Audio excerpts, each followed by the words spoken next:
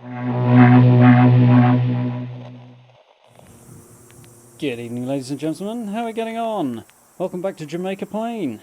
So we're going to work on a little gun shop and armour shop combined today. We're going to tuck it into the corner of the wall here.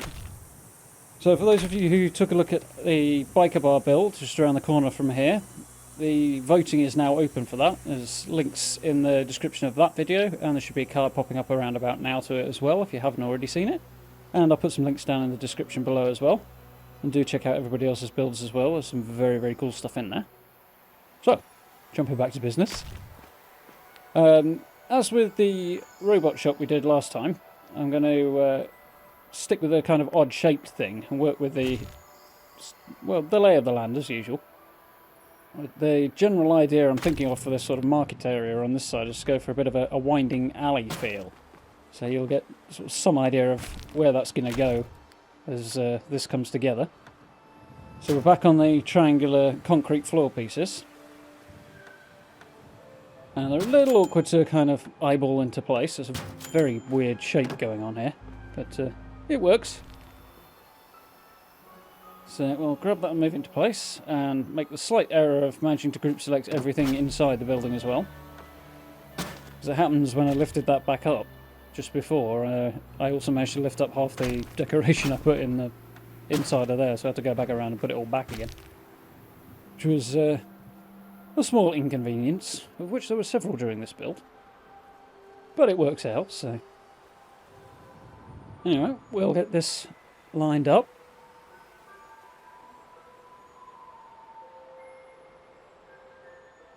And lower it down. Not going to use the usual cinder blocks to support it this time. Wanted to get it sitting flush with the floor. So, going with the metal pieces, because I've used a lot of wood lately and I wanted to mix it up a little bit. So, it will be predominantly metal, this one. And we'll just nudge that in, line it up. Jump on a tiny little bit, because this took way too much fiddling around with. As per, most of this is just garden variety, concrete pillar and group select. So, a little bit of trial and error, quite a lot of trial and error, so we can skip past the dull, constant minute adjustments, which takes way too long with a controller, which is playing on PlayStation. One of the things I'm looking forward to about Fallout 76, when that venture comes out, we'll be able to play it on PC. The builds will of course be console friendly though, so don't worry for those of you who are going to be on PlayStation or Xbox. So, we have just jumped out of the game a moment and re-enabled to scrap that settlement, because that pipe there was on the wall was getting well in the way with trying to put this roof on, so we'll have to disable it again in a bit, but for now it will free us up to actually position this roof where I want it to go. But for some reason these metal roofs won't just place straight on the floor, so stick a wall down to snap it to, and then we'll grab it with this tall pillar and just here and position it in. Now, unfortunately I'm going to be out of town this weekend, so I will not get to see the Fallout panel tomorrow, which is slightly annoying, but it's worth it. So heading down to London to see Iron Maiden should be fun. Here we go. Bit of an odd angle means we'll have to plug a few gaps, but keeps with the ramshackle and organic nature of the build. If and when you guys come to do something similar to this, I strongly recommend you don't do what I'm about to do and do that. Because, yeah, that gets very, very annoying very quickly, trying to find invisible rugs up on the roof. See? Don't be lazy, jump down to the ground. You'll only wind up climbing back up again anyway. Oh! Rug glitched us into place because collision was getting awkward with the edge of the roof there for some reason. Doesn't seem to be a great deal of rhyme or reason to how things place. Sometimes. It's strange. It's one thing I am looking forward to on 76. I'm hoping Bethesda will incorporate a lot of the functionality we get from the glitching and from you can place anywhere into the build mechanics, their updated build mechanics. I'm assuming they're going to update. Be interesting to see what they do. Just around the corner now. So, 2 metal pieces just to mix things up. There's a USO added. And drop them both on the same rug so we can glitch them together. Or as a single unit. You're going to need a little bit of extra reach there. Half, adjust. There we go. Hop up and get this in place. With these roofs, given their kind of corrugation, undulation, whatever you want to call it, of the surface, depending on where you place the rug, sometimes the metal pieces there will float, sometimes they won't, so it's something you have to tweak a little bit to get it to sit the way you want it to. But, in keeping with the theme for this little market area, you can use the level 3 vendors and build off of them.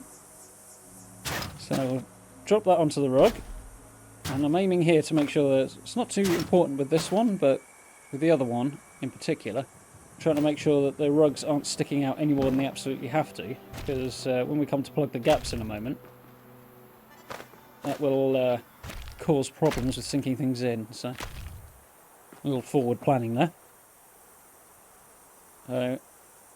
We're just going to plug this corner up here so we've got a guideline, but as you can see, we're going to have to turn the scrapping mod back off because it doesn't want to glitch in properly. So, mod back off. And there we go, much more easy.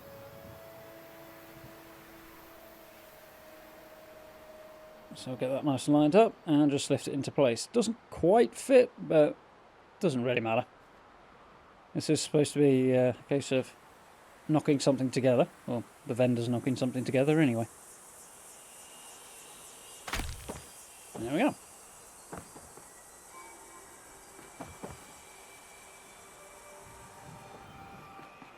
So, you can just rug glitch these in straight, but because of the metal rims on the floor, you find that particularly with the little bit of height added by the rug, you find that the vendor stand will float a little bit, which obviously doesn't look too great. It also means the vendor, when they're eventually assigned, will end up floating themselves as well. So, you see, we're just lining up that rug with just below the level of the metal edge and on the surface of the floor, so that things aren't floating. We will repeat over this side. With the one on the left there, I've made sure it's tucked really nice and tight up to the corner because the wall's on an angle, but with this one being at a right angle, we haven't really got that option, so it's going to sit a little further out. Doesn't end up being particularly noticeable, but I actually forgot to plug up the gap behind that in that right corner. But slight error, but as I say, it's not too noticeable. It still looks good. So that usual half wall of mine is too big to plug up the gap in the middle there, so we'll have to come up with another solution in just a moment. But first, we're going to stick the roof on over the top of the 2 vendor stands here, so we've got a clearer idea of what we're working with. So, one of the angled planks from Custom Vanilla Assets. Going to use the conduit here to get a little bit of extra reach. And sort of plan ahead so you know where the gap between the 2 vendor stands is, so you can position it in without the conduit hitting those and causing the collision issues that we're trying to avoid.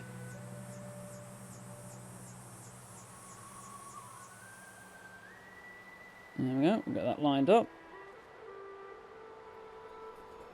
Doesn't quite fit the way I'd like it to, but we'll fix that in just a moment.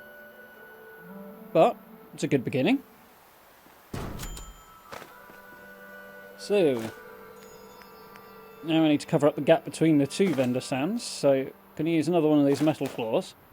Have to group select this one in, because the game doesn't recognise the ceilings of those vendor stands as being a placeable surface. You can stand on them just fine, but you can't build on them, unfortunately, so we'll group select this in. So we're having a little bit of problem with the collision on this piece.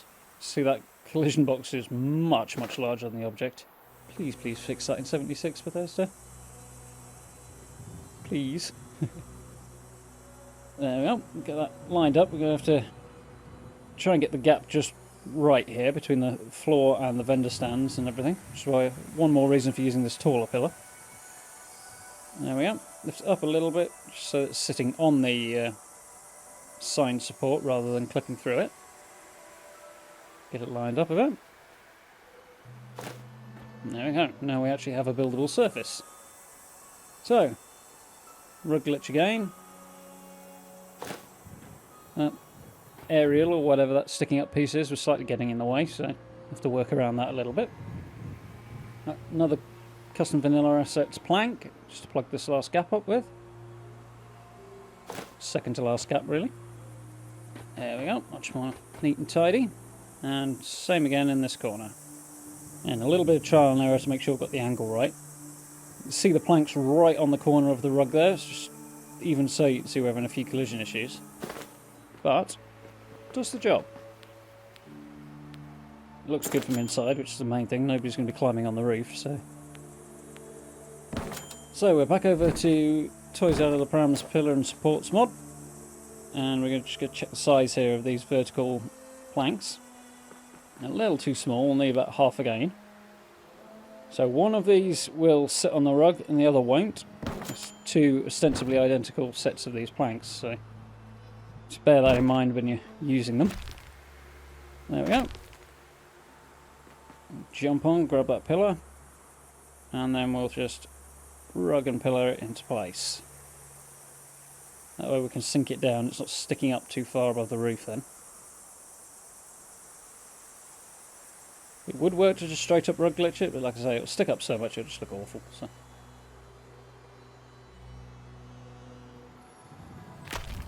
Here we go.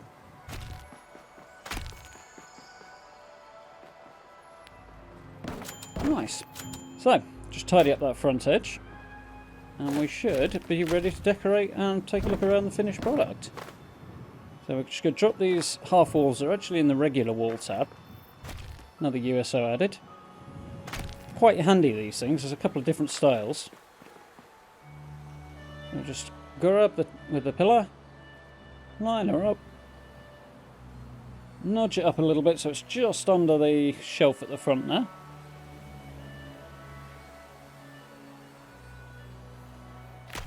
There we go. And repeat again on the other side with the same one. And if you line it up just right like this, as you can see, it looks like it's a single solid piece, which is cool. More or less, anyway. Unfortunately, more or less is about all we can ask for. So let's have a look at the finished product. As I said again, Biker Bar build competition voting is now open, so do check out the links down in the description. But we've got a few tyres on the side for a little bit of extra texture there. Don't know if they're going to stay, but for now they'll do. A couple of little bits and pieces of clutter on the countertop there. There was actually a combat helmet just behind that Solstrom one there, but where that's gone I don't know. I placed it down and then used Make Static to keep it static, funnily enough, but it still disappeared anyway, which is very strange. A couple of guns on this side. As I'm sure you're aware, I haven't got any settlers here just yet. I'll add those at the end in time for the full tour. I don't want them underfoot while I'm building. And we'll swing around the side. We've snapped a staircase on there just to ease the pathing through the door. Nice and cosy. We've got a couple of workbenches to do some mods if anybody wants their equipment adjusting while they wait. Bit of storage underneath the counters there. As we did upstairs in the player house, lifted the Armour workbench up on the quarry catwalk pieces there on top of the cinder blocks. Don't want it burning through the floor. A few products on the shelves there.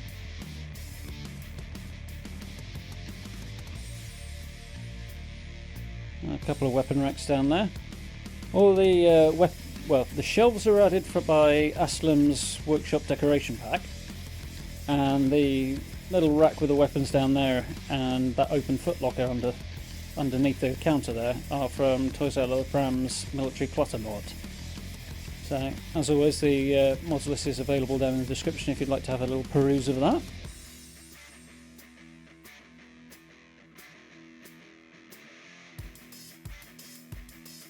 There we go. Took a little swig around the outside. So, thank you very much for watching as always. I do hope you enjoyed. If you did, you know what to do by now. And do consider sponsoring over on YouTube Gaming. For now, thank you very much, and I'll be speaking to you all very, very soon.